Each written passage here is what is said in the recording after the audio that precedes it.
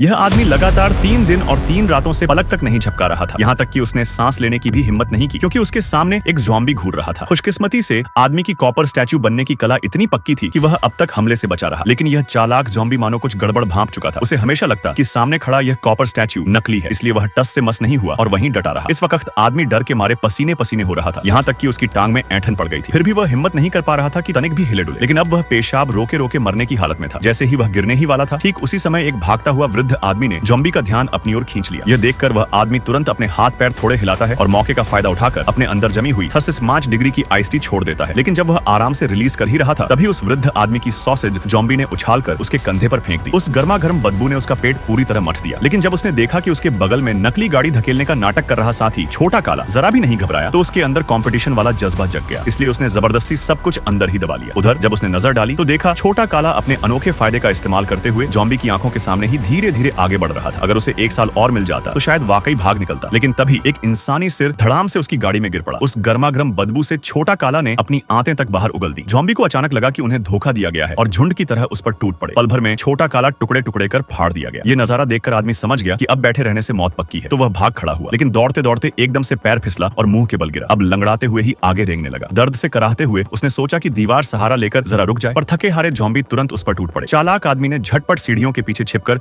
उन्हें मूर्ख बना दिया। ज़ॉम्बी दूर जाते ही वह आदमी खुशी से फूला नहीं समाया और नाचने लगा। मगर उसकी कूद फांद से इतनी जोर की आवाज हुई कि ज़ॉम्बी फिर लौट आए और इस बार फिर से स्टैच्यू बनने का उसका ड्रामा ज़ॉम्बी कतई बर्दाश्त करने वाले नहीं थे।